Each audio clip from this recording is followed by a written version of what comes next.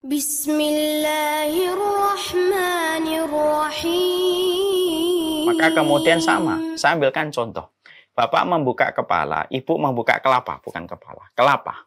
Kalau kita tidak punya kapak, tidak punya parang, tentunya membuka kelapa begitu sulit dan bisa membutuhkan waktu berjam-jam karena kita nggak punya parang untuk membuka kelapa itu dengan mudah.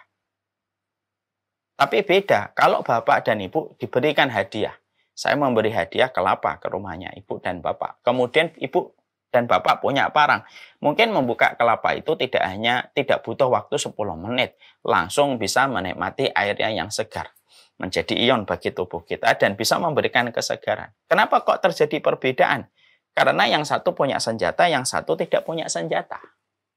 Makanya inilah yang kemudian menjadikan kita akhirnya paham. Inilah perumpamaan dalam kehidupan kita.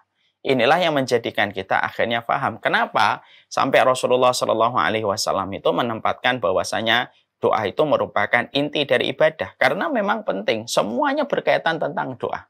Salat kita berkaitan tentang doa. Bagaimana keseharian kita sangat membutuhkan doa. Makanya tidak salah kalau kemudian kita menjumpai bahwasanya Quran itu bertebaran doa dari para nabinya, dari orang-orang solih, dari para malaikat yang diabadikan oleh Allah di dalam Al-Quran, seakan-akan Allah memberikan pelajaran bagi qori'nya, bagi para pembacanya, kita semuanya, bahwasanya kamu tanpa doa itu nothing, kamu tanpa doa itu tidak ada apa-apanya ketika kamu tidak pernah memanjatkan dirimu kepada Allah di dalam pengharapan. Ya. Inilah yang kemudian menjadikan kita akhirnya memahami. Ini loh penting bagi kita untuk kembali mengasah kekuatan dan senjata yang Allah berikan dalam kehidupan kita. Termasuk mubadir itu adalah bukan hanya ketika makanan kita kemudian kita biarkan, tidak kita konsumsi, lalu kita buang. Yang termasuk dari mubadir itu bukan hanya ketika minuman masih setengah kemudian kita buang dan kita tidak konsumsi, tapi termasuk mubadir itu adalah ketika kita diberikan oleh Allah kekuatan di dalam kita berdoa, tetapi kemudian kita tidak pernah memaksimalkan doa itu. Padahal para nabi pun yang paling dekat dengan Allah, tidaklah mereka diangkat menjadi nabi dan rasul. Bukan hanya karena kesabaran mereka, tapi bagaimana setiap harapan mereka itu digantungkan kepada Allah setiap urusan.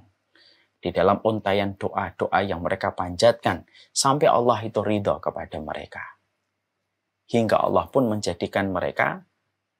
pun mengabadikan doa-doa mereka di dalam Al-Quran. Nah, inilah yang kemudian menjadikan kita akhirnya memahami, inilah yang disebut dengan doa. Makanya setelah kita memahami betapa posisi doa itu adalah merupakan perkara yang besar untuk kehidupan kita, sekarang mari kita bedah dulu. Arti doa dalam kehidupan kita itu apa sih? Di dalam definisi dan makna yang terkandung di dalam doa. Karena doa itu bisa jadi terdiri dari 3 kata. Betul, doa itu terdiri dari 3 kata. D-O-A. Doa. Tapi sesungguhnya doa itu bukan hanya bagaimana engkau mengangkat tangan meminta kepada Allah tanpa makna yang dihadirkan. Doa itu memiliki makna. Dan sesungguhnya agama kita adalah agama yang selalu memberikan referensi dan makna dalam setiap perkara. Jangan menjadi muslim yang kehilangan makna dalam setiap penghambaan kita kepada Allah. Pada puasamu ada makna bagaimana kamu merasakan empati kepada orang yang membutuhkan. Dalam berdirimu ada makna bahwasanya mendapatkan surga itu harus dengan kelelahan, karena orang yang banyak berdiri di dunia kepada Allah adalah orang yang banyak duduk nanti di akhirat. Semua itu ada makna. Dalam sedekah itu ada makna bagaimana kamu mengikis dan memadamkan kisi-kisi bakhil dan pelitnya kita yang merupakan bagian dari basic kehidupan manusia. Setiap perkara itu ada makna. Dan kita tidak boleh kehilangan makna dalam setiap perkara yang Allah syariatkan dalam kehidupan kita. Sama pula ketika kemudian kita mendapati bahwasanya kita adalah berdoa dan doa itu merupakan intinya doa, intinya ibadah. Doa itu merupakan bagian dari senjata dan kita melihat pembeda kualitas kehidupan manusia, salah satunya dibedakan dengan doa, maka inilah yang kemudian menjadikan kita harus mempelajari dulu. Karena mempelajari doa itu sebenarnya nggak bisa singkat. Tapi setidaknya, ayo kita pelajari bertahap. Apa sih makna yang terikat pada doa? Supaya betul-betul doa ini betul-betul mampu kita maknai secara benar. Karena banyak doa yang hari ini datang dari hati yang lalai, pikiran yang melayang-layang. Sekali lagi, para ulama menyampaikan nasihat untuk saya, nasihat untuk kita semuanya. Sekarang itu banyak doa. Bahkan Nabi juga menyampaikan banyak doa yang datang dari hati yang lalai, pikiran yang melayang-layang, serta buta terhadap makna. Kalau doa diiringi dengan 3 kondisi ini, apa yang kita harapkan di hadapan Allah ketika doa itu datang dari hati yang lalai? Mungkin dia meminta, tapi dia tidak mindfulness dan tidak istihdharul qalbi di dalam dia meminta kepada Allah.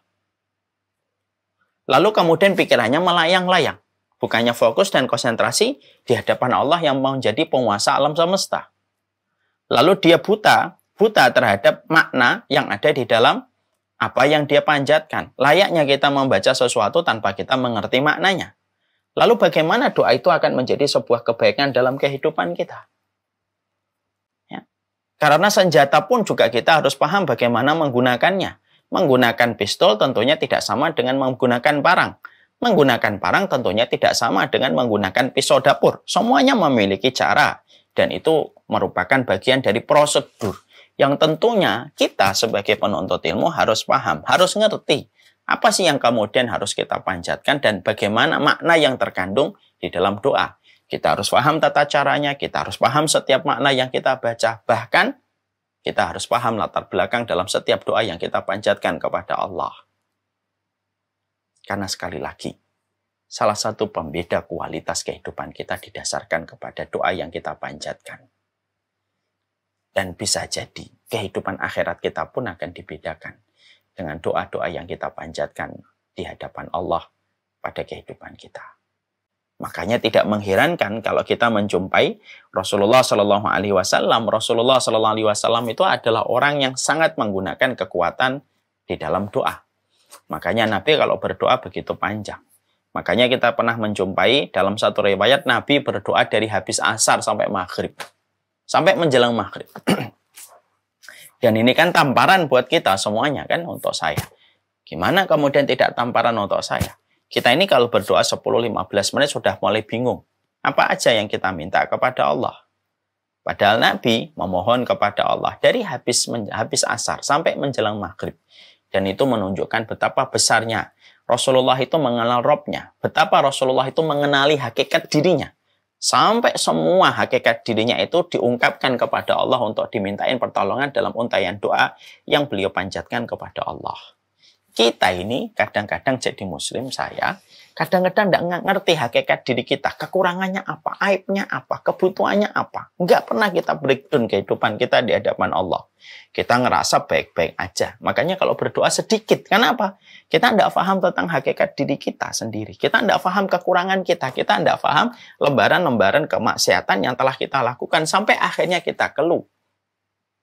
Serta bingung di dalam kita berdoa. Padahal doa itu dicontohkan oleh Rasulullah. Betapa besarnya hajat yang beliau sampaikan kepada Allah dalam setiap perkara pada kehidupan beliau. Syukran ya Rabbi, syukran. Hadaita qalbi, syukran.